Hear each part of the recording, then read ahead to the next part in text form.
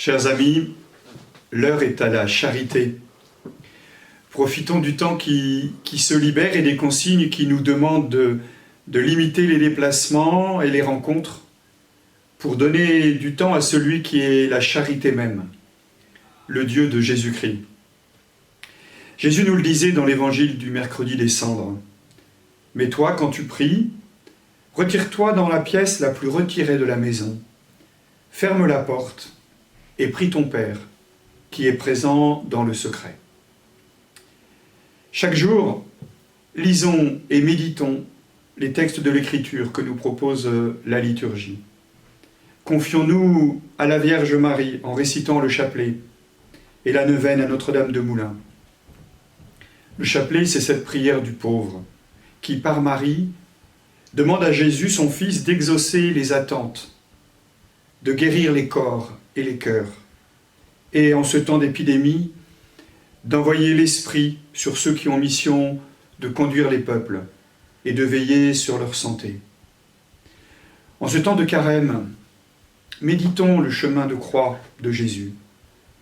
Il offre au Père, dans ses souffrances, celle de tous nos frères et sœurs en humanité touchés par le coronavirus, celle des personnes âgées et malades soumises aux mesures de confinement et qui ne peuvent plus rencontrer leurs proches, la fatigue et les inquiétudes des autorités de santé et du personnel soignant, l'angoisse des hommes et des femmes soumis au chômage partiel, des chefs d'entreprise aussi.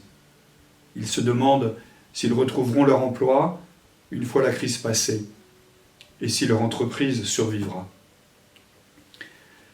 La plupart d'entre vous n'avaient plus accès à la communion eucharistique. Je sais combien ce manque est douloureux. Je vous invite à le vivre en communion avec vos frères et sœurs qui ne peuvent pas communier au corps du Christ et à vous associer à leur épreuve. Nous pensons aux personnes divorcées, engagées dans une nouvelle union, mais aussi à tous les chrétiens persécutés et pourchassés à travers le monde, vivant dans des pays où il n'y a pas de liberté religieuse, où il n'y a pas ou peu de prêtres. Aussi, je vous invite à suivre la messe à la télévision ou à la radio. En plus des retransmissions nationales, RCF Allier la diffusera chaque jour à midi à partir de demain, mardi 17, et puis chaque dimanche. Apprenons et adressons au Seigneur cette humble prière. Puisqu'il ne m'est pas donné de te recevoir dans cette hostie, Seigneur, je te sais assez puissant pour que tu te donnes à moi autrement. Mon cœur te désire. Viens, Seigneur. Amen. L'heure est à la charité. Tu aimeras le Seigneur ton Dieu et ton prochain comme toi-même. Fais cela et tu vivras.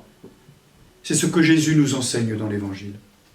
Aussi, dans un souci de charité pour notre bien et celui de nos frères et sœurs, tout particulièrement les plus fragiles, il nous faut accueillir et mettre en œuvre les directives qui restreignent pour un temps l'exercice de notre foi chrétienne. La charité prime. Et puis que notre charité soit inventive, en proposant de faire les courses ou d'aller chercher les médicaments des personnes qui ne peuvent pas sortir de chez elles, en prenant par téléphone des nouvelles de celles qui sont malades ou isolées, en proposant, si nous en avons les capacités, de garder les enfants pour que les parents puissent aller travailler, tout particulièrement, je pense là, au personnel soignant. Et puis, n'hésitons pas à relayer les informations du diocèse ou de votre paroisse, ainsi que toutes les propositions qui seront faites par RCF Allier sur le site internet du diocèse, dans vos revues paroissiales, pour vivre ce temps d'épreuve dans l'espérance. C'est à l'amour que vous aurez les uns pour les autres que l'on reconnaîtra que vous êtes mes disciples, a dit Jésus à ses apôtres. Chers amis, votre paroisse, notre diocèse s'organise pour vous permettre de vivre dans la foi ce temps de carême et les fêtes pascales à venir. Durant ces semaines, nous ne nous rassemblerons plus physiquement. Mais cela n'empêchera pas notre communion spirituelle réunis que nous sommes par une même foi en la présence agissante, en celui que nous fêterons ressuscité dans la nuit de Pâques.